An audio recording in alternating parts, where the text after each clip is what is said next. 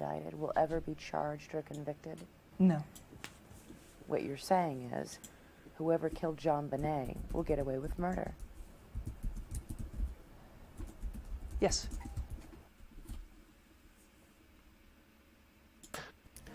Mr. Ramsey was a businessman who was the president of Access Graphics, a computer software company that later became a subsidiary of Lockheed Martin.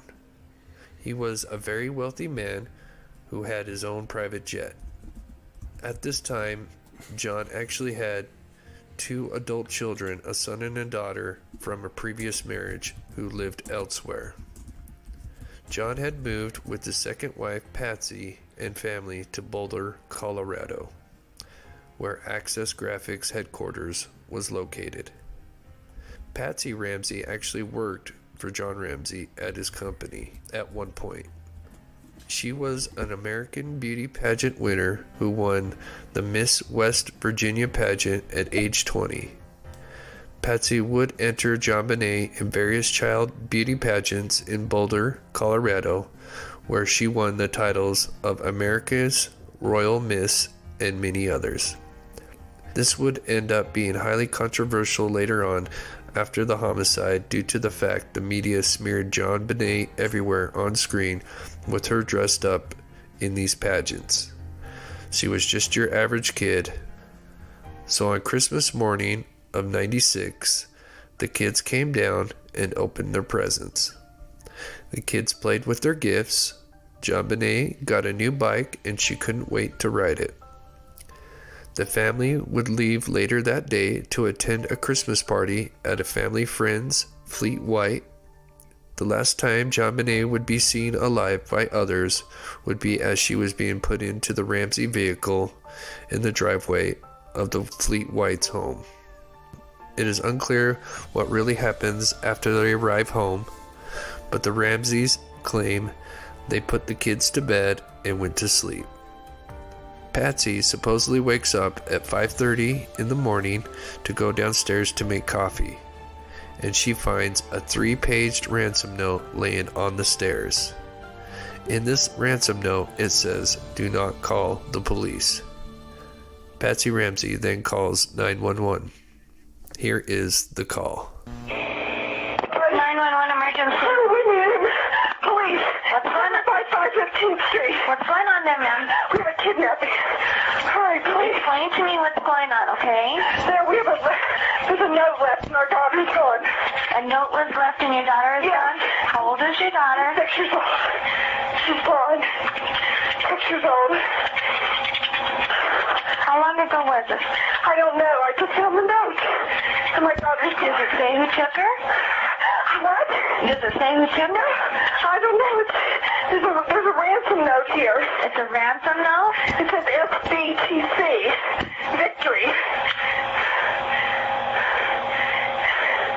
Please. Okay, what's your name? Are you Patsy Ramsey. I'm the mother. Oh my God. Please. I'm sending an officer over, okay? Please. Do you know how long she's been No, gone? I don't. Please, we just got out. Is she right here? Oh my God, please. Okay, Please, there's somebody. I am, honey. Please. Take a deep breath for me, Please, okay? hurry. Patsy.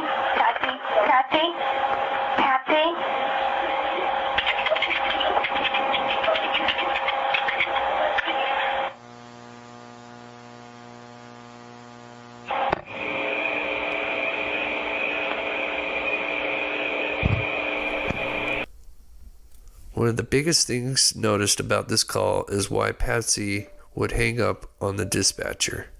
This is your lifeline, your hope. Then you have the fact that she didn't actually hang up the phone initially, and you can actually hear a conversation going on as seen in this video, and you can kind of make out a third person talking, which sounds like Burke saying, "What did you find?"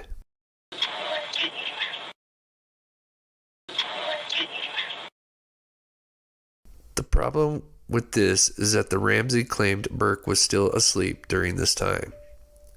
Then we have the ransom note, which is really more like a short novel, as it sits at 2.5 pages full of repeating statements and completely contradicts itself throughout the letter. The ransom letter goes on to explain that a small foreign faction has kidnapped their daughter and that if they go to law enforcement, that they will behead JonBenét. In the letter, it says that they want $118,000 for the ransom. Not $120K, not $200K, $118K. A very specific amount. Note that John Ramsey was worth a couple of million during this time, and they just only wanted $118K. Suspiciously, this was close to what John Ramsey would have received for his Christmas bonus that year, which turned out to be $118,223 for his bonus that year. The other problem with this letter is that it had quotes in it that were similar to major Hollywood movie quotes like "Don't grow a brain, John," which comes from the movie Speed. Note, the Ramseys also had a bunch of movie posters in their house.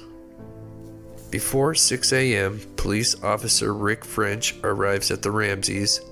As he is greeted by Patsy, he notes that she is still in full makeup and wearing the clothes that she was seen at the party the night before, which would suggest that she did not go to bed like she stated later to local law enforcement. Before the 911 call, Patsy decided to call their closest friends, Fleet and Priscilla White, and John and Barbara Fernie, and invite them over, and they are now beginning to arrive to the home sometime between 6 a.m. and 8 a.m., along with 4 more officers, and they all do an initial sweep of the home and find nothing overtly suspicious. At 8:10 a.m., the first detective on the case is Linda Arndt, who begins her investigation, which would be heavily criticized for her not securing the scene properly, but in an interview, which I will play a little later, would suggest she had a nearly impossible task considering all the people she had to keep track of. At 10:30 a.m., John Ramsey goes missing for at least an hour, leaving the house to supposedly pick up the mail. It's later determined this couldn't be true given the family's mail was delivered through a slot in the front door. At 1 p.m., Detective Arndt tells a resurfaced John Ramsey that she wants to conduct a search of the home. John immediately grabs his friend Fleet and beelines it to the basement. John opens up a door that had not been previously checked before. As he turns on the light, he lets out a gas, which Fleet hears, and they discover poor JonBenét's body in a spare room in the basement. Her mouth and neck are bound with duct tape and wrapped in a blanket. Mr. Ramsey immediately picks up JonBenét's body and carries her up the stairs, and Detective Arndt tells him to set her down on the floor where it had been heavily trafficked area, meaning this would cause major cross-contamination. This event, in my opinion, would be the biggest mistake and the main cause as to why this case has not been solved. Detective Arndt kneels down next to JonBenét and realized she is deceased. She had suffered a skull fracture and strangulation. They would move her body one more time, which would further contaminate the crime scene.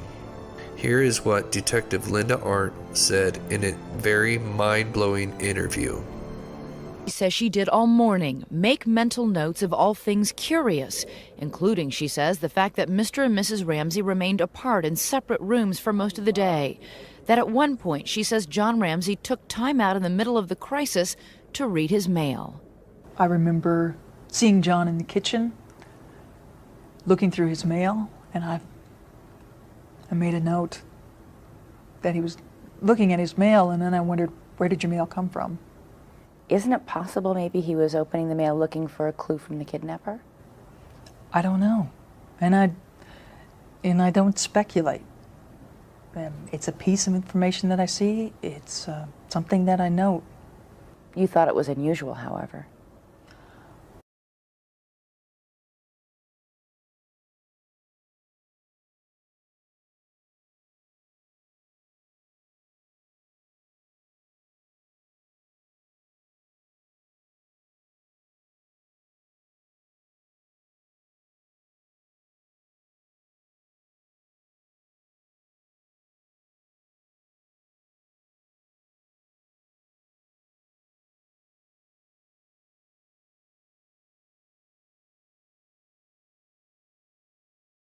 Oh my gosh, I'm talking this whole time. Oh, that's the first time. I was wondering when I was going to do that. Thank you guys. Oh my gosh, that's embarrassing. All right. You didn't hear a word I just said. All right. Hold on, I'll catch up. Tom says, "Why would a killer write a 3-page ransom when they know the victim is not alive? Why would they not send more detective? And why would they not send more detective help over there?" Yeah. So, the first part of your question is, it seems kind of ridiculous that someone's going to write a 3-page ransom note, which I actually wrote myself, just to get an idea. And it took me approximately 23 minutes to copy it. That's just to copy it. And I can tell you my wrist hurt. And so just going off that, I would say it would probably take at least 45 minutes for someone to write that. Plus, you got to keep in mind there was a practice note that was found in the trash, which I would love to see and would love to know, like, how much, was it like a whole page almost, or was it just like the first sentence and it was scratched out and they threw it away? Like, I would love to know, how much it was on that practice note. Because, I mean, if that's like another full page, I mean, that would mean they were spent like nearly an hour on that note. But anyway, you guys didn't hear my intro. Thank you guys so much for tuning in. I didn't realize I was on mute. But yeah, thank you guys so much for tuning in. I was just playing that part 1 of my 4-part series for the Jonbenet Ramsey case. So today we're going to be talking about DNA. John Ramsey, the father, he was at CrimeCon. And he's got this petition that he's trying to get passed, which is to get some movement going in Boulder County. He wants it to go into other people's hands as far as doing the DNA testing, because he feels like they're not doing anything, which I can agree with that. Even though it's no secret that I have no love for John Ramsey, whether he did it or not. I just feel like what they did in the beginning with not, waiting 4 months to talk to the police. I feel like if they were innocent, and let's say there was something that they might have noticed before this, murder happened, that, a suspicious vehicle, or they saw somebody suspicious, and it was just a quick encounter, and now they probably forgot that because it's been 4 months before they get interrogated. And so that always kind of bothered me, whether they were innocent or not. You're going to forget some vital information that could be help, if it was an intruder. So that's just kind of my thoughts on it. But just say, please be respectful. I know, there's a lot of people. There's not many people that are kind of on the fence. I feel like most people are on one side or the other. Either it's someone in the family or an intruder. I think neither side is ridiculous. It drives me nuts when I see people say, well, it's ridiculous, the family. How can you think the family did it? That's ridiculous. Well, you got to remember that a jury of their peers, a grand jury of their peers, behind closed doors, voted to indict them with first-degree murder. So they thought, clearly a group of their peers felt there was enough evidence that the parents did that. And then to say that an intruder did it, it's totally possible. We'll play, we're going to play a couple different videos. I'll play the one with John Ramsey at CrimeCon. We'll play a little bit of that. But yeah, I noticed you guys thought that when I said the novel was funny. Yeah, because it is. I'll be honest. I really feel like the ransom note is just, I don't know. It's a little much, to be honest. Before we get totally started, my apologies. Let's get into the missing real quick. So let's pull this up here. And hopefully everything will go smooth today. Apparently I had some issues with the internet yesterday, and that was terrible. So we've got Vanessa Crieris. I think I'm saying that right. Vanessa Crieris. And she's just 1 year older than I am. So 39.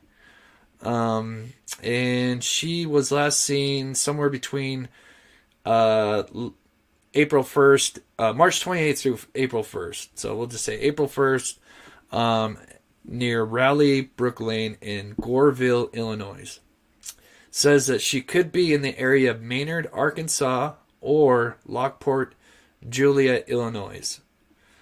So, been missing over a month now. This is Vanessa Crieris. Hope I'm saying that right. So, beautiful girl. So, was the DNA they found from an unknown person? What type of DNA was found? I think John Ramsey knows exactly what happened. Yes, we will get into the DNA, Tom, here. After we get into the missing, we will answer all those questions for sure. The wife of... Okay, hold on. Kind of off topic, but tried to tell Chris the other night that two separate indecent exposure incidents at Monon Trail, and one of those incidences was on the day of the murder. Pics of suspects online. Okay, did you email? If you can, email me that. I'm pretty sure I looked at all my emails today. If you can, if my mom could put my email up. Yeah, if you could email me that would be great. I would love to look into that. I appreciate that. Yeah, anything with the Delphi case. So this is Joseph Michael Bolduc. This is a special request. For those that are newer to my channel, I do take, if you have a family member or a friend that you know went missing and they don't have the exposure they need, you can email me with the details and a picture, and I would be more than happy to feature them in an upcoming video. So this is Joseph Michael Bolduc. This is, like I said, a special request from his sister, who I talked to her through email. He was last seen in 2017 on August 26 in Goodyear, Arizona. It's a sad situation. He got pulled over. Apparently he didn't have his car insured or registration problem, so they had to tow his vehicle. The cop dropped him off. He wasn't in Goodyear when they pulled him over. He was in a different town, and then apparently they dropped him off in Goodyear, and he didn't have money or a phone, and was never seen again. So such a sad situation. Because the last people that were with him were law enforcement. So, and it's something I'm going to be talking about because my cousin had a similar experience where he got dropped off in the middle of the night in a town, like a small town, and it was like cold and he had shorts on. So, and yeah, I think they need to, kind of build a better system on, where they're dropping people off and stuff. But, anywho. Okay, so we're going to get into the DNA and stuff. And first, I'm going to play, let's see, where is it? Oh, here it is. Okay, so we're going to play, so like I said, John Ramsey was at CrimeCon. So I'm just going to play a little bit of his little interview with, I believe it's Mark Eaton's son. He was a basketball player for the Jazz. Hey everybody, Nate Eaton here at CrimeCon. I'm backstage with John Ramsey, the father of JonBenét Ramsey. John, I remember as a child hearing about this. Okay, so just real quick, it's just 5 minutes. We'll play this, and then we'll play, because Tom wants to know about the what kind of DNA they have, and I've got a video that explains basically almost up to date what they've kind of have. case. Your daughter was on the cover of People magazine. It was everywhere. How many years has it been since her death? It's been 25. Yeah. Does it feel like 25? No. Meaning it's gone faster, shorter? No. It's still a real event, and you think, gosh, that was 25 years ago, which it's hard to imagine that much time's gone by. But it's still part of our lives. It's still real, and we miss her terribly. But no, it's hard to believe. But at my age, sometimes you look back and you think 1980, that was just yesterday. Well, no, that was a long time ago. Yeah. And so JonBenét was born in 1980? No, she was born in 1990. 1990, okay. And we're here at CrimeCon in Las Vegas, and you are here because you want this case solved. Yes. One of the problems we have in this country, I believe, is that we have 18,000 police jurisdictions. Each one's an independent agency. And in most cases, if a crime happens in that jurisdiction, it's their responsibility, and they have the full authority over that case. People cannot come in and help unless they're invited. And that's the problem we had in Boulder. They had never investigated a homicide. And I understand that. It's a small town. They don't have homicides, thankfully. But they refused to help people that offered it, that did know what they were doing, had lots of experience, and that's a tragedy. And somehow we got to fix that. I would love to see the murder of a child in this country be a federal offense, so that we could bring the full might of our resources to bear on that kind of a tragedy. And we can if the local jurisdiction asks for help. But if they don't ask for it or invite people in, they can't come in. Now, in the beginning, didn't they kind of point the finger at you for a time? Yeah, that almost immediately. Which is common in cases where it's the family members or those closest. We understood that as one of the detectives said, well, you were in the house. It's like, yeah, that's where we were supposed to be. Mm-hmm. It was a shocking moment, but we understood. And we said, you can go through everything of ours, but don't stop there, please. So what do you think happened? Wait, hold on. I'm sorry, I gotta hear that again. Should, and we said, don't find, Wait, hold on, I gotta back up just a little bit here. It was a shocking moment, but we understood. And we said, don't find, you can go through everything of ours, but don't stop there, please. No, that's I don't know. I listened to this interview once, but I wasn't fully paying attention because I was doing a bunch of things. That bothers me because, from what I understand, they didn't send the clothes in of what they were wearing for almost a year later. From what I've been researching, they were being real closed off when it came to them and the investigators. Like, I don't know. Well, I'll talk about it in a minute. So what do you think happened to your daughter? Well, I think someone came in the house when we were gone. We'd gone out for dinner to some friends with the kids. They were in the house, is my suspicion, when we got home, and they waited until we went to bed and were asleep. A very similar event happened about 9 months later around the corner from us. Fortunately, the parents heard a noise, found this intruder in their child's bedroom, and he escaped. And they knew he had been in the house when they got home, because when they got home, it's a very similar situation that set the burglar alarm. So he was in the house when they got home. You think it was the same guy? Don't know. A very similar circumstance. The police discounted as well because the second event, the child wasn't murdered. Come on. Yeah. Do you think the case will be solved? Someday. In your lifetime? I don't know about my lifetime. I really don't. It's getting. See, this is the problem I have. Is right there. This answer. This is the answer. It always has, and this one pisses me off. And like I said, even if he has nothing to do with it, is they're not hopeful. They never seem hopeful. if you go back to all their interviews, like their big CNN interview, you know, he's like, one day this will be solved.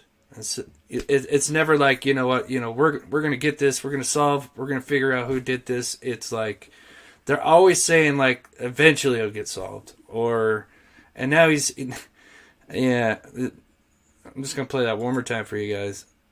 It's the second event the child wasn't murdered. You know, come on. Yeah. Do you think the case will be solved? Someday. In your lifetime? I don't know about my lifetime. I really don't. It's getting shorter, that horizon. But, you know, we've been told by the really experienced people that worked on this case, it's a DNA case. DNA will solve it. Okay, now just listen to what he just said. This is a DNA case. DNA will solve it. Okay, and I wish that was true, and I hope it's true. I want this case solved. There's no winners in about being right about whose theory is right. There's no winners or losers. You know, we all agree that we want this case solved. That's the main thing. You know, we can all come together and share our different theories. We're all adults, but there's just so many inconsistencies. And oops, I just missed it. Tom. He will admit on his deathbed. See, that's something maybe in my after special show, which I will do tonight. I'll talk about a little bit more about that. I'm going to play, so it's almost over, and then we're going to get into, of course, I would love the petition signed. I have it. Should be pinned at the top still, right? I should have the link to the petition pinned at the top. I hope it didn't unpin. Let me check real quick. Yeah, it's still up there. So pinned at the top is the petition. Because, of course, we want it, you know, we want to know what is in that DNA. For sure. Anything to help this case. So that's why one of the reasons why I did this video. Or at least, if anything, it'll rule out some things that I have suspicions about. If it's utilized properly. And that's one of the reasons we're here, is to advocate that the police test items from the crime scene that were never tested for DNA. And why they don't, I don't know. But we got to bring public pressure on them to do that. And you see all the time now, DNA is solving cases 20, 30, 40 years old. It's amazing. So what's interesting is they have not done DNA test on the garrote. So the garrote, which was broken by the paintbrush, Patsy Ramsey's paintbrush, and they would have rolled the string up around the two. So they snapped the paintbrush, and then they got string, and they tied up a knot on each side to bring it, have a garrote. And they've never tested, because obviously someone would have handled each piece of that paintbrush. And from what I understand in the latest documentaries, they've never unraveled the rope and tested the garrote stick, the paintbrush sticks, I guess. So I think, they definitely need to test that if they have. This whole familial DNA tracking, which is not easy, I'm sure, but it's yielded some amazing results. And what's really interesting to me is that the killer was not on anybody's radar. Like the Golden State Killer. Sure. Former cop, never was on anybody's radar as a suspect. Yeah. And yet, boom, there he is. And that's, in all of these cold cases, that's what's happened. It is. It is. So you got to use that capability, and if you're not willing to do it, that's tragic. I hope you're back at CrimeCon next year talking about how it's been solved. I would. And we'll do a follow-up in. I'm sure I'm not going to say anything because I don't want to. That said, I don't want to believe the parents. Like I said, I think, I'm not shy about sharing my theory. I align with the Burke did it theory.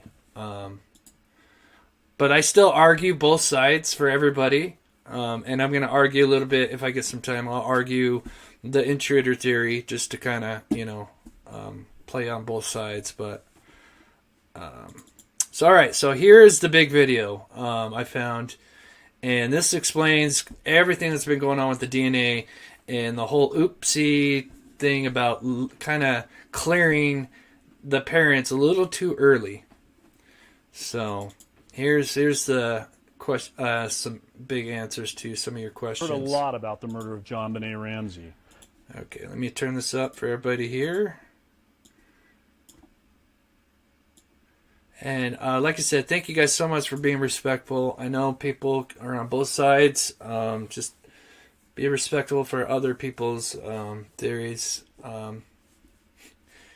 If it gets salty, we'll be at CrimeCon. Yeah. Yeah. Well, I don't know. Like I said, if it's the Burke theory, yeah, he would still get charged for, yeah, there'd be a lot of charges if the Burke theory was somehow it. And with the 20th anniversary of Colorado's most infamous unsolved killing, we've seen a deluge of television specials and investigations. But 9 Wants to Know decided to focus on the one piece of evidence heralded as key to solving this crime. Okay, hold on. I'm getting a weird, like buzz. DNA that's been in the FBI's national database since 2003. DNA that Boulder's former district attorney is certain belongs to the killer. But now a 9 News Boulder Daily Camera investigation found it's evidence that may be worthless in terms of solving this case, putting that DNA in doubt. Does that sound okay for you guys? There's kind of like a doot doot that pops up. I wasn't doing that earlier.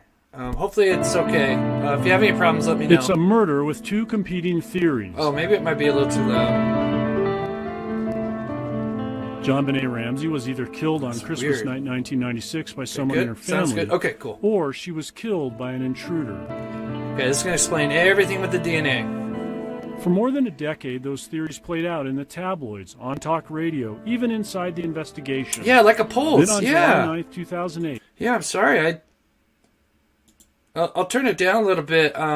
If it's a problem, let me know. It's not like bad, but it's just weird. Yeah, there's a pulse. I don't. Attorney says new DNA evidence in the murder of JonBenét Ramsey. Boulder District Attorney Mary Lacey fully embraced the intruder theory. Clears her family of any involvement in her death. That just baffled my mind. Shocking fellow prosecutors. I wouldn't have done it because I don't think that's the role of the district attorney. Her successor. I was stunned. I was also turn it down and a even little the bit. Colorado governor who assembled a task force to look into the case. I couldn't see any reason based on what she said for her to do so. Had never seen anything like that in the past from any other prosecutor, and just couldn't believe she chose to do that. Lacey's decision was based on DNA she said was conclusive. DNA she said JonBenét's killer left behind on her panties and long johns. DNA that would crack the case if it could just be identified or matched. But the actual DNA test results Mary Lacey used to clear the Ramseys, obtained exclusively by 9 News and the Boulder Daily Camera, tell a very different story. So I was always surprised at what she did, and now I'm deeply concerned. It's the latest controversy in a case full of problems. A bungled crime scene, infighting among investigators and prosecutors. First of all, many of you know that last week, A decision by former District Attorney Alex Hunter to drop charges authorized by a grand jury against John and Patsy Ramsey. Mary Lacey succeeded Hunter in 2001 with a reputation as a strong supporter of the intruder theory. When she issued her exoneration letter and apologized to the Ramseys, she created the impression... Okay, I'm going to pause it. I'm going to open this up in a different video player. I swear it wasn't doing that. Like I said, this is a very interesting video.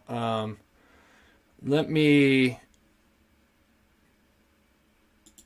I'm going to play it in this, see if that changes anything. Yeah, it's weird. It's not like bad, but it's just like... Ramsey. And with the 20th anniversary of Colorado's most infamous unsolved killing... Yeah, does it here too? That's weird. It's somehow it's how it got downloaded. I'm sorry. Okay. Back to where we were at, though. I apologize. I can't... When she issued her exoneration letter and apologized to the Ramseys, she created the impression that if someone could just identify the person whose DNA profile had been found, the case would be solved. That we now have pretty irrefutable DNA evidence, according to the DA's office. And that's the most significant thing to me. And certainly we are grateful that they acknowledged that we, based on that, certainly could not have been involved. So we had D8 D21. 9 wants to know, and the Daily Camera took those same lab results to forensic experts. Yeah. The first time that data had ever been independently evaluated. And those experts agreed. The DNA results don't come close to proving that an intruder killed JonBenét. It's certainly possible that an intruder was responsible for the murder, but I don't think that the DNA evidence proves it. The only way I can describe this evidence is uninformative. It really is, it's not dispositive of the presence of a perpetrator. There is foreign DNA. Thank you so much. But that foreign DNA can easily be accounted for by a number of innocent Thank you so much, mechanisms. Lanil. Thank you. Male DNA was originally identified in JonBenét's underwear during testing in the late 1990s and early 2000s. Lacey ordered new tests in 2007 and 2008 on JonBenét's long johns and nightgown. It's those tests that led Lacey to exonerate the Ramseys. I can tell you in my experience. A decision that confounded Troy Ide, a former U.S. attorney who was on the Ramsey task.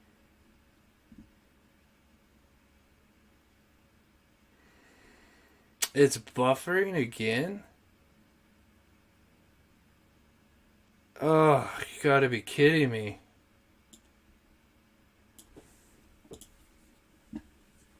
Alright, okay.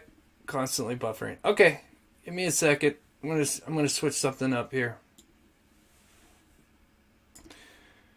We're gonna try a last ditch effort. Yeah, this was another thing is I wanted to test something. Give me 1 second, guys, and I should be able to fix this here. So, I think I know.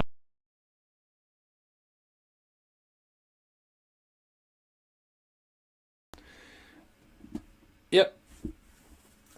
Alright, so for some reason, I think with me using two monitors, because it's nice to use two monitors because then I can have my chat up here and I can see it. It's bigger. I can read everything you got. And then obviously, of course, I've got Comcast. But I think part of it is me running this. I am going to get a new RAM stick just to kind of up my RAM because I'm running a bunch of things at the same time.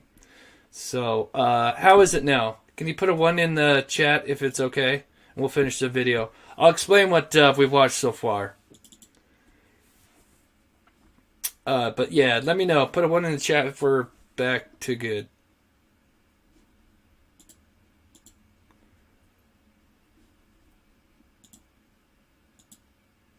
Ooh. Oh gosh, I almost closed that.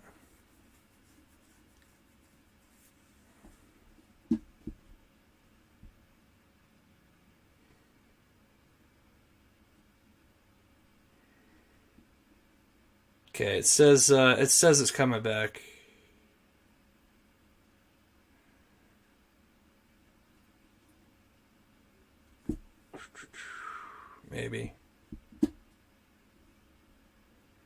Maybe.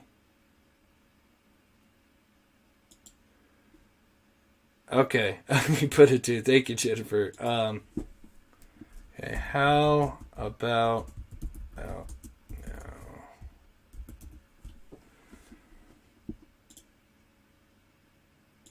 You know, I did a speed test, and it was...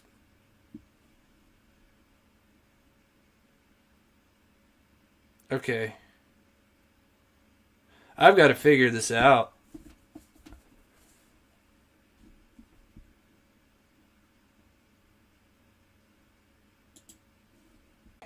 I'm praying this works.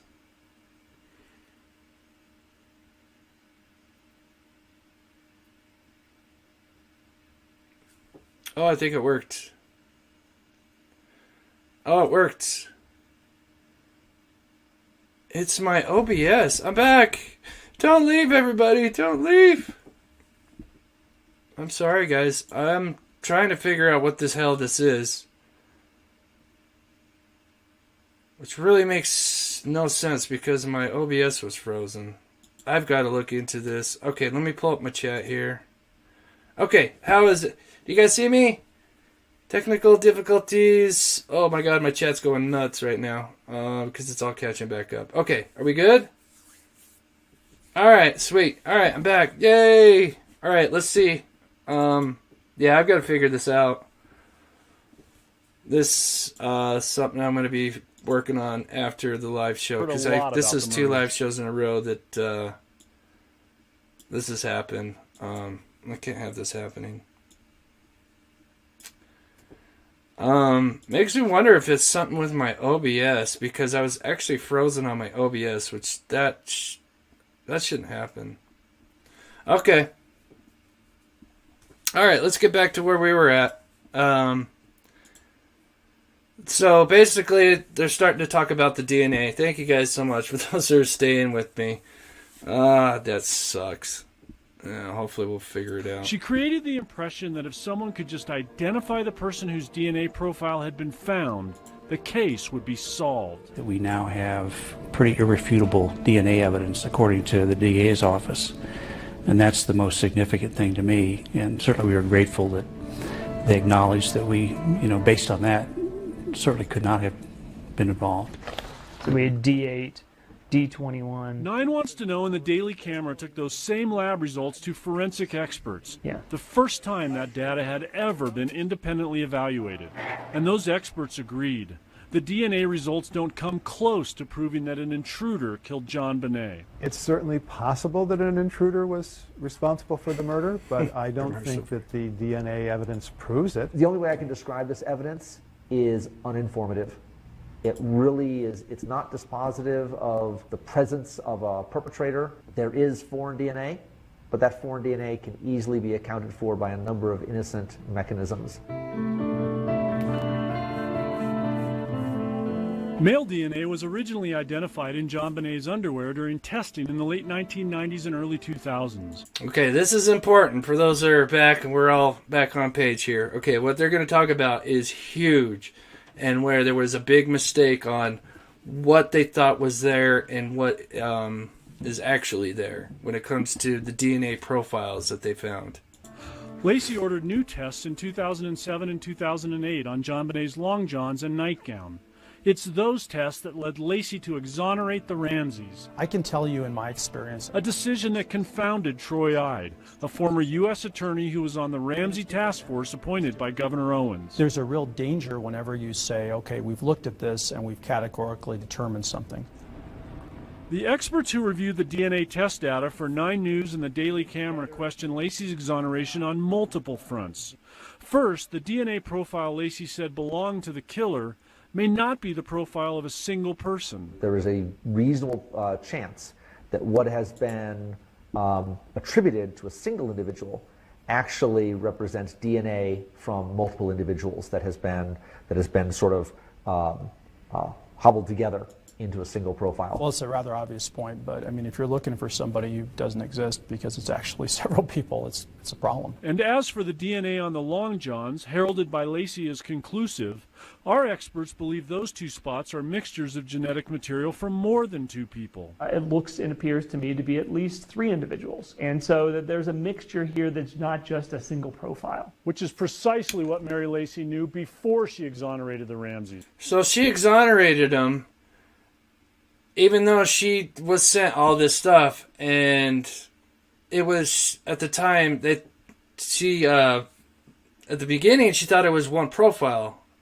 But now they learned that there was multiple profiles, but she still went on to exonerate the parents, which was a bad move, in my opinion. This report, obtained by 9 News and the Daily Camera, went to Lacey's office 3 months before she cleared the family.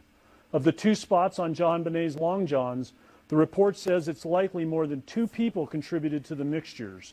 And after eliminating JonBenét's DNA, the remaining DNA contribution should not be considered a single source profile. She knew, based on your investigation, that this DNA wasn't necessarily from one person, and that it in fact was potentially accumulated DNA. She knew it at the time, and why she used this evidence to clear the Ramsey family then, a clearance that has continued because it's on the public record through today, is something I can't explain and she should explain.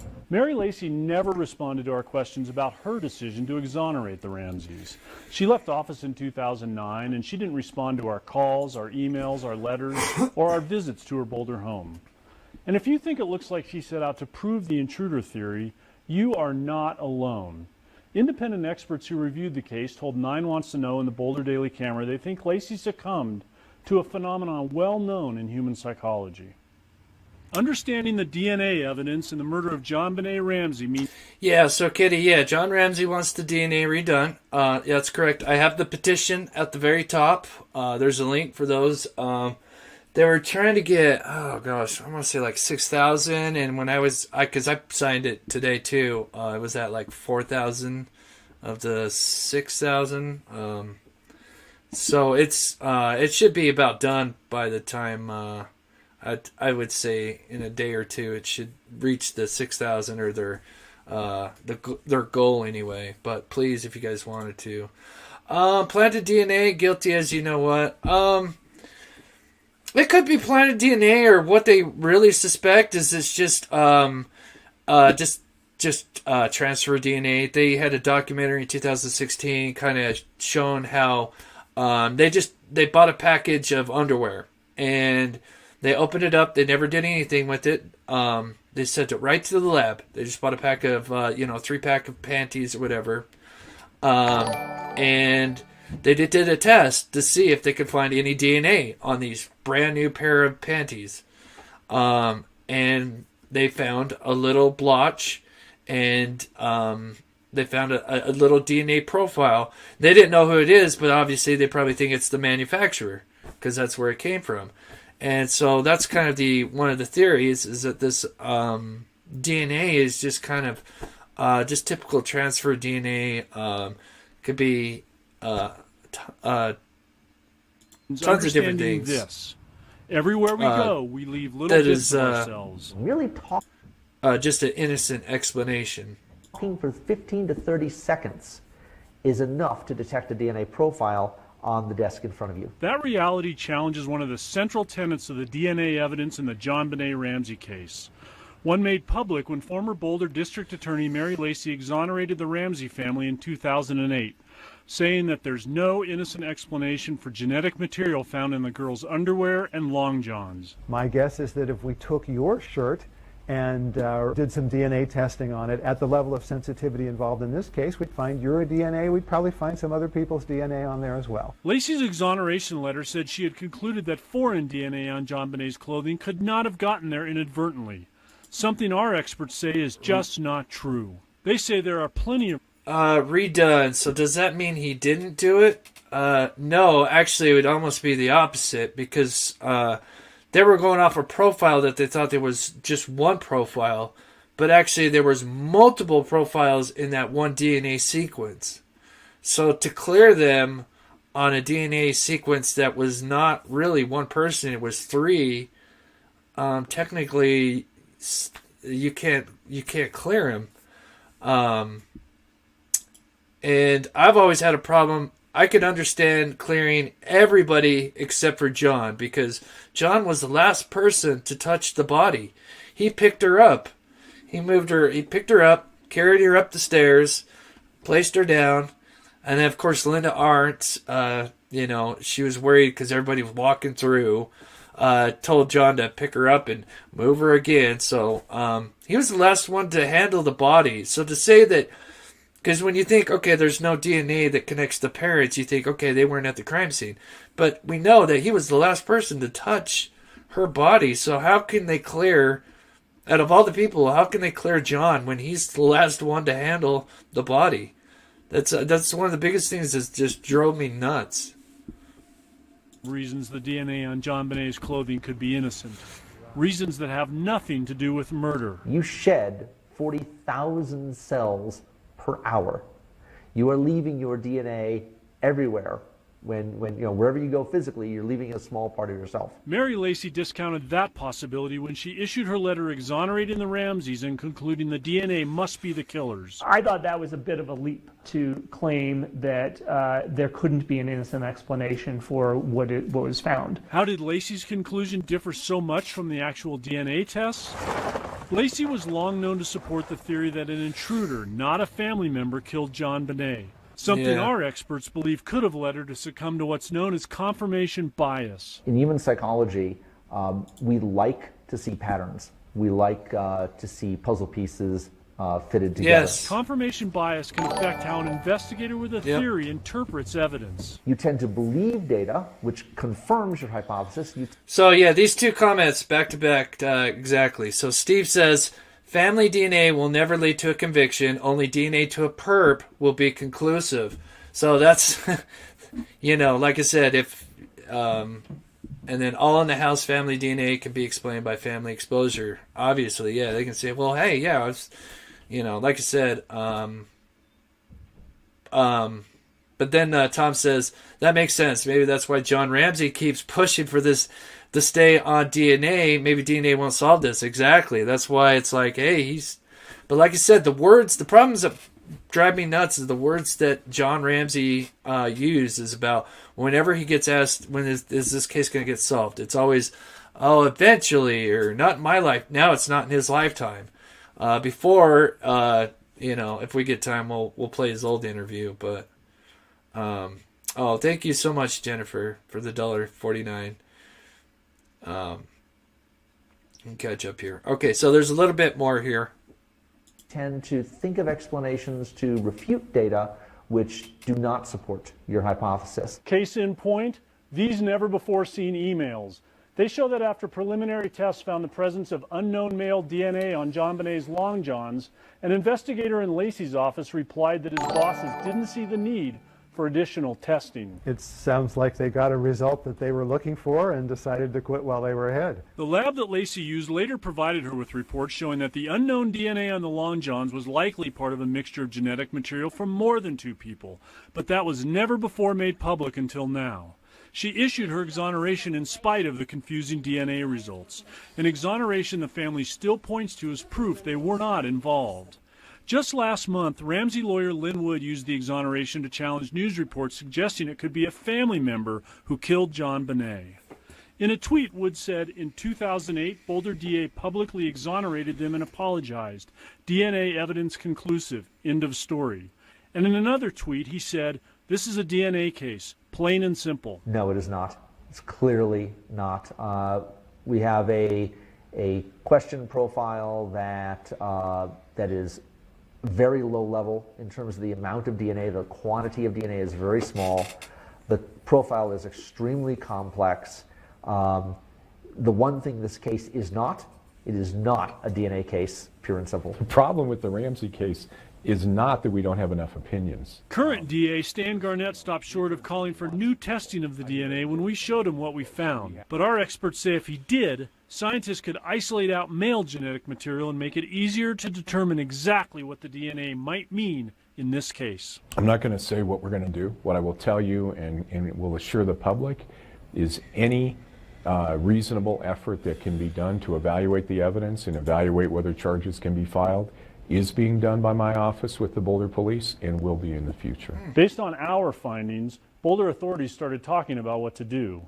And 9 News and the Daily Camera learned Boulder police and prosecutors met and decided it's time for a new round of DNA testing. What we're focusing on is solving the case and proving the case. As you know, it's been 20 years and that's not happened. It's Boulder County District Attorney Stan Garnett's job to file charges against whoever killed that 6-year-old girl in December 1996, if and when the evidence supports it. And now his office is working with Boulder Police to plan a new round of DNA tests. And certainly the Ramsey case, there's a whole lot more to that case than DNA. DNA is a part of it. We got to make sure that it's tested appropriately through up-to-date modern methods. And we will make sure that happens.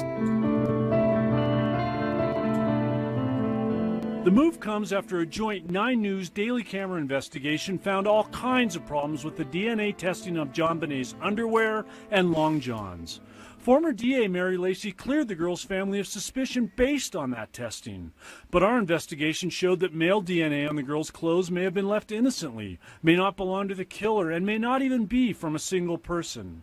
Our story led to a meeting in recent weeks among prosecutors, police, and Colorado Bureau of Investigation agents. They discussed new technology and new testing. Garnett would not guess on a timeline. It's been 20 years of an ongoing investigation, so I understand the curiosity that people have.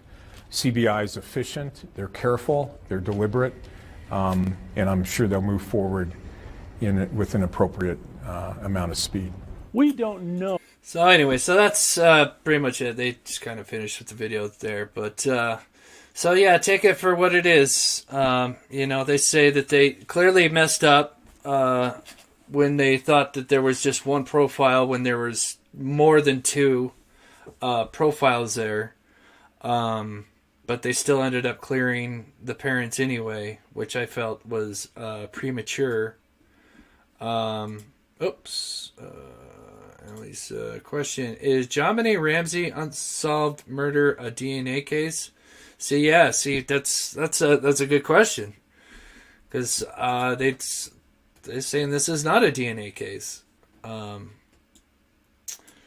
But I feel like either way, they should do some more DNA testing, and the big one is do some DNA testing on objects they have not tested on, like the paintbrush, the garrote.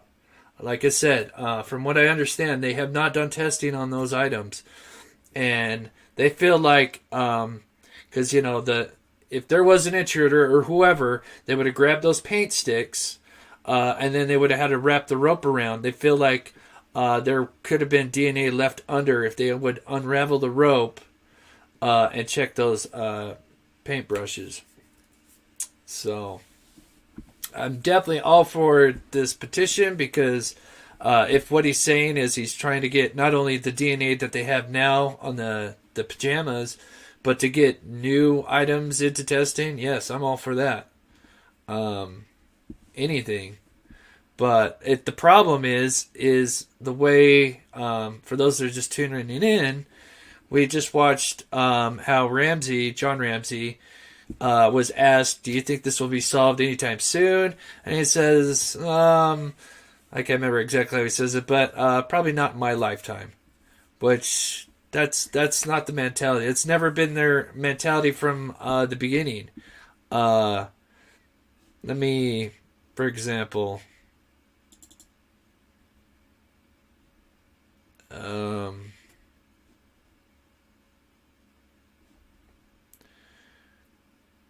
DNA doubt. Let me see. I think it's in this one here. There it is. Okay. Let me go to this little interview real quick.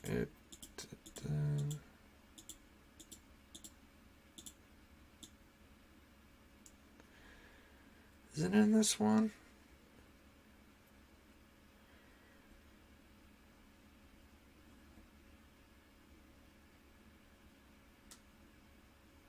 Okay, it's in the second one. All right.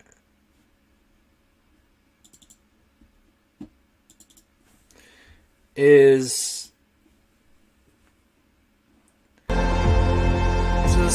is part 2, and this is where they get asked, do you think this will be solved? And he answers, and the answer, once again, okay, right here.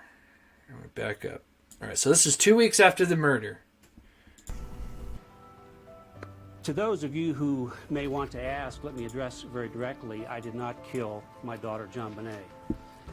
Mrs. Ramsey, what do you want to say to the killer of your daughter? We'll find you. We will find you. I have that as a sole mission for the rest of my life. Right there. You may be alluding... His sole mission for the rest of his life. Now, we're going to get him tomorrow. We're going to get him this weekend. His sole life, that's his mission for the rest of his life. It's always been like that. There's another one where he mentions the same thing. It's not like, yeah, we're going to solve it this month, or, you know, it's always been that kind of answer. And then listen to what she even says. For the rest of my life. You may be eluding the authorities for a time, but God knows who you are, and we will find you. You may be eluding people for a time, Not like we're going to get you. Like I said, I just, there's just so many different, I don't know. It just, if I was a parent and I had a child murdered, it's just, I don't think I would be, I don't know. I can't say it because I've never been in that position, but I just feel like it's odd. So let me end this poll. So the poll was, do you think DNA testing will solve this case? 67% say yes. So it's about 60-30, 60-40. Before I get into the last little bit of this, let me show today's pets since last stream kind of was poo-poo. So this is Miss Jess twin. Miss Jessa twin. This is Khaleesi, her dog. Obviously, she's a Game of Thrones fan. Beautiful dog. I've always wanted a German Shepherd. This is from Rona. This is Poppy and Buddy. This is from Sharon. This is April. This is her Maltese. It's a beautiful dog. And then this is Erica Berg.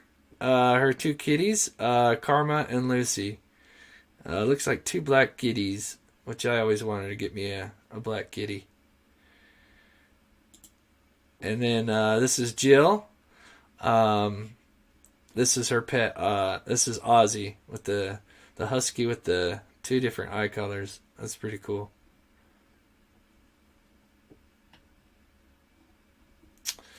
So if you're newer to the channel, I do pictures of my viewers' pets. If you want to send a picture of your pet, just email me with the pictures and the names of the pet, and then your YouTube name, so I can shout out your name.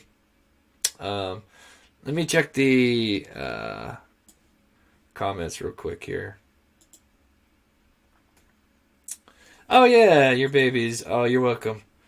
Let me just see how the stream's going real quick. I think I need to look into OBS because clearly there's something going on between OBS. I mean, I'm sure Comcast is a big culprit of the problem I'm having, but I shouldn't be frozen in this. This makes me kind of... So, I'm going to have to look into the settings here. Maybe I need to tweak some things. So what do you guys think? Let me, for those, I've got Burke Ramsey. There's one more thing. Let's see if I can find it real quick. Oh, let me show you the tour of the house. For those that are on the intruder side of things. The house look much smaller than it is. It is a massive home, 7,000 square feet. The size comes from its length and height. It stretches back and upward on the lot. There are 4 floors in this home. JonBenét's body was found in this. So if you caught my stream last time, part 3, I kind of put my best argument as far as the basement, as far as the intruder going through the basement. We know that there was the cobwebs in that window. It's probably highly unlikely he came through that basement window without being able to go through that without taking out the cobwebs. And then to get back out would be even worse because, you had that suitcase, which obviously I showed that clearly Lou Schmidt had to put his up against the wall because, like I said, unless you got bricks in a suitcase like that, you're not going to be able to stand on it without that thing tipping because I've experienced that when I was a kid. Tom Ann says, I don't know if I could even do an interview. The initial investigators say she knows who done it. Why don't she just say... Well, because she is part of the investigation. She can't say that, or they would be able to... and obviously, there was a lot of detectives that quit throughout the investigation. I'm sure they had their, suspicions or other suspects. It was a, Yeah, it was a madhouse. It was a joke throughout the years, in the first few years of the investigation. There was a lot of internal problems going on. 4 floors in this home. JonBenét's body was found in this corner of the basement of the home. Her bedroom is here on the 2nd floor. So the only thing I could think of is for an intruder to be able to get in would maybe be to somehow Batman it up, or Spider-Man up this thing here with rope. But I just feel like it's not impossible. But I think there would be some kind of evidence. Who knows if they locked these or not? But I would say the best guess for an intruder would be more likely this way. Because like I said, the basement window pretty much feel like it's... I don't know. I don't think it's possible without taking out those cobwebs. This is the balcony outside her bedroom. Here's a look into the house. It is all white. It was a very colorful room with wall hangings, toys, stuffed animals, a bright-colored bedspread. This is JonBenét's bathroom. So the kids' bedrooms were on the 2nd floor. So you had 4 floors: the basement, main, 2nd, and the top floor. The parents were on the top floor. The kids were on the 2nd. Next to the bathroom is the door leading directly from her bedroom to the balcony. To give you some perspective, JonBenét's bedroom is behind and above me. On the other end of the house is her brother Burke's bedroom. Above Burke's bedroom is where her parents' bed was. Shown from the outside of the home, this is JonBenét's bedroom. Across the house on the 2nd floor on the east end of the home is Burke's room, a room partially covered with wallpaper that has model airplanes. Above Burke's room is Patsy and John Ramsey's bedroom. Their bedroom stretched across most of the 3rd floor. Their bed was here, the opposite end of the house from their daughter's bedroom. The morning of December 26th, Patsy Ramsey says she walked from the bed and across the master bedroom, down the back staircase from 3rd to 2nd floor. At this point, she is a few steps from JonBenét's bedroom. She continued from the 2nd floor to the 1st floor on a spiral staircase. Patsy Ramsey told police she found the ransom note on one of the bottom steps of the spiral staircase. This is the much talked about spiral staircase in the Ramsey home. There are 9 outside doors in the Ramsey home. There are 104 windows. Oh, 104 windows. 100 of them open to the outside. Okay, so 100 of them open to the outside, which means obviously the lock is inside. So they open out. Go back. 100 of them open to the outside. There are a variety of locks on the doors and windows in the Ramsey home. Whoever killed JonBenét Ramsey walked down these stairs from the main floor to the basement.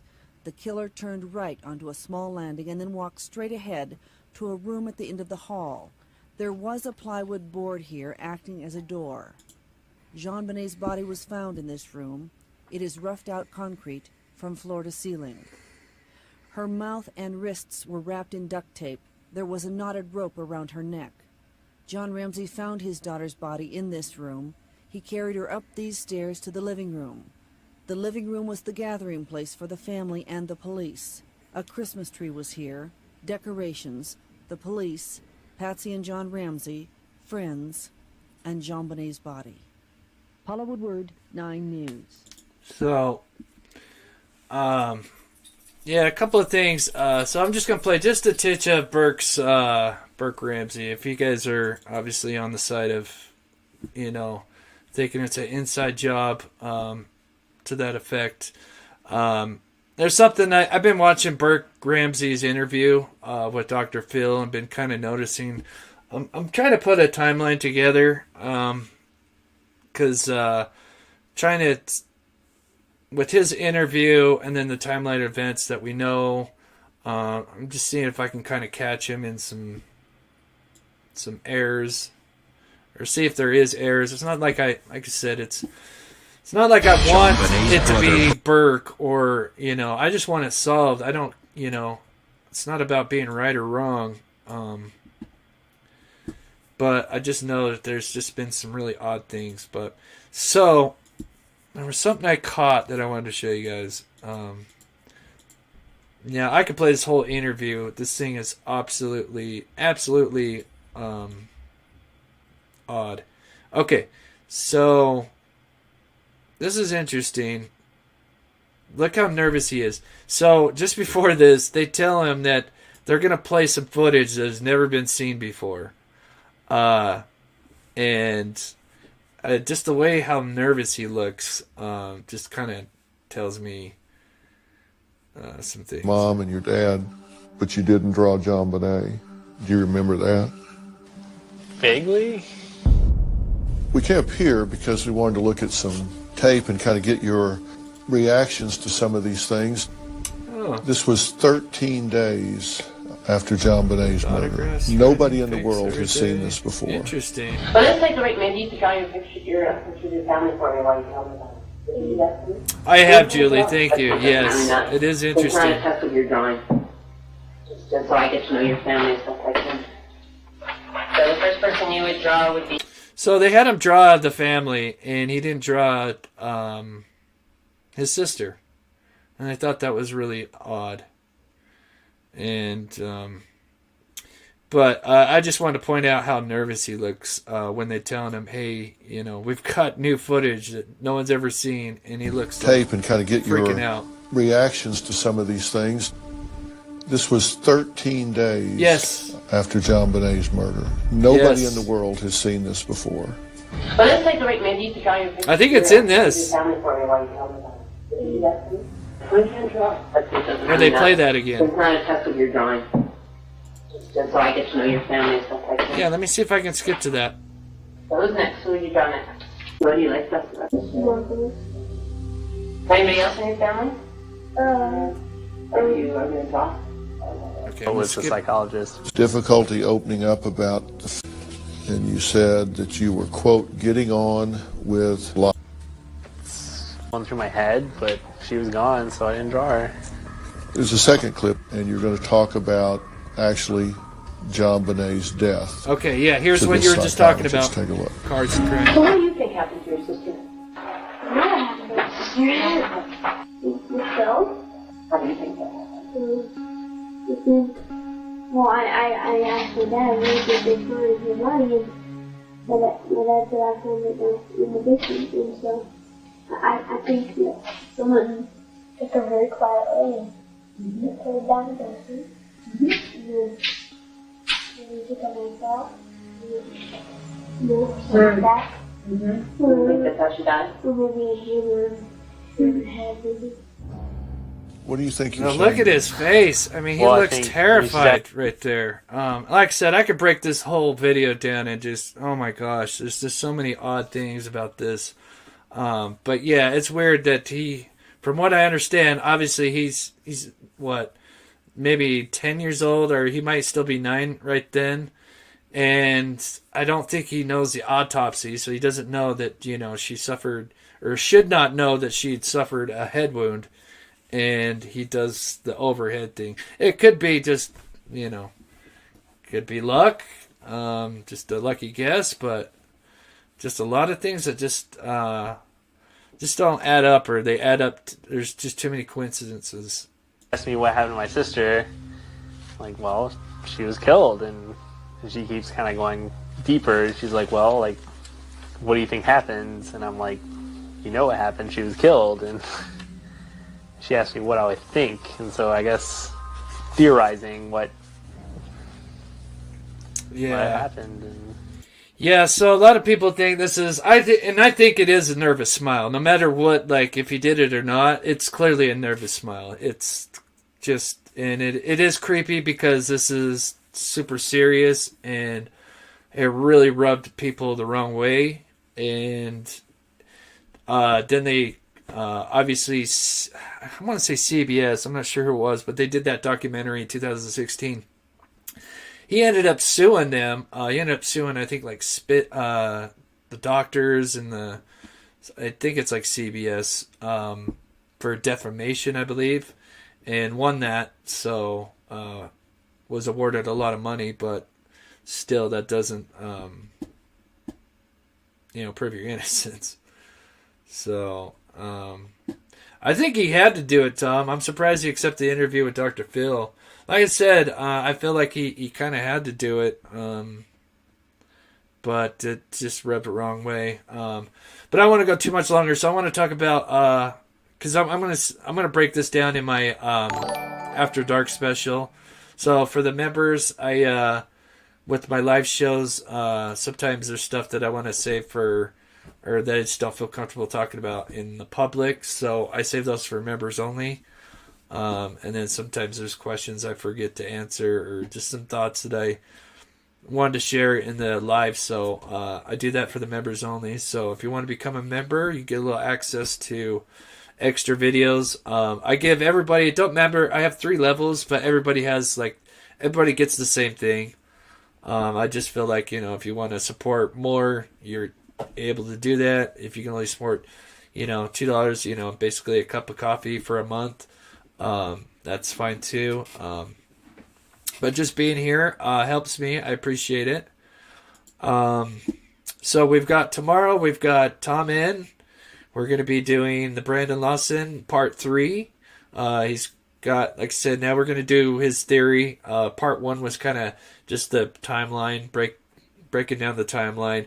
Part 2, we kind of take a look into the 911 call. I kind of noticed something about what sounded like a shotgun. But part 3, we're going to talk about his more of a kind of on the theory side, but he's got a lot of facts to back up his theory, which I think it's a great theory. So I'm super excited. So that's going to be tomorrow. Maybe 7 or 8 Eastern Standard Time. We'll see. I'll send out the notifications. Thank you so much, Miss Stewie, for becoming a member. Then Sunday, I might go somewhere. I might do Moab. I'm not sure. I have to go drive somewhere. It's a long story, but I have to drive my car at least like 100 miles. Something to reset my O2 sensors. So I might go somewhere Sunday and do like a live show or something. Tuesday is May 10th. That's my birthday. I'm going to do giveaway. So, and everybody's eligible.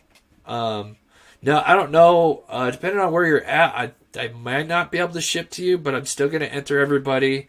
Everybody will get a chance to be entered in. So all you have to do is show up. We might do a thing if you donate, we can put your name in again, so it can up your chances. But I want to give everybody a chance to, be able to win free merch. So we're going to do that on Tuesday the 10th. That's also Troy Driver is court date. So we'll probably be talking about the Naomi Irion case. So those are the 2 things coming up. And Skinwalker Ranch, which probably be next weekend. So Melissa says, if you're checked into the Tracy Riker case, I think her husband killed Christian Riker. Oh, I am not. I don't think I've heard of that case. But if I get time, I'll try to take a look into it. Thank you, Melissa. Let's see. Whoever did it, that is what happens. Seems to have happened. Pictures likely taken. The DA chose not to pursue it. That's right, Modern Crime. Yeah, they were literally indicted, and Alex Hunt, I think it's Alex Hunter, was the DA at the time. Did not sign the papers. But either way, I think, signing that petition at least gets us, if it doesn't give us some answers to who did it, at least it can rule some people out, maybe. So either way, thank you so much, Daisy, for becoming a member. I appreciate the support. So like I said, tomorrow, Brandon Lawson case, part 3. We're going to have special guest Tom on. I'm going to fix whatever the heck is going on with my buffering, hopefully.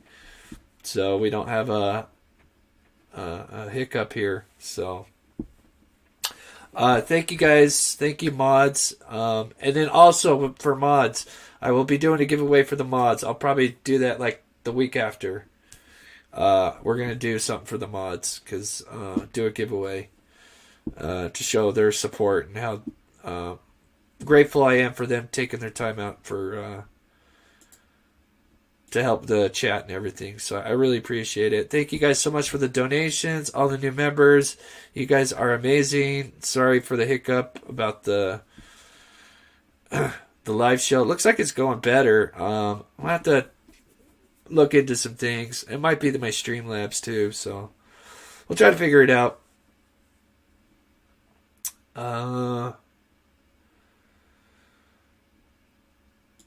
Yeah, the monsters are, like I said, they don't get paid or anything. They just do this on their own time. So it's so amazing. So thank you, Tom, again, buddy. I'm going to start working on it tonight and definitely tomorrow. So I'll get a hold of you here soon, buddy. Thank you so much, Tom. All right, we'll end it there. I hope you guys have a wonderful weekend. We'll see you guys tomorrow. Part 3, Brandon Lawson, with special guest Tom N. All right, good night, everybody. I love you all.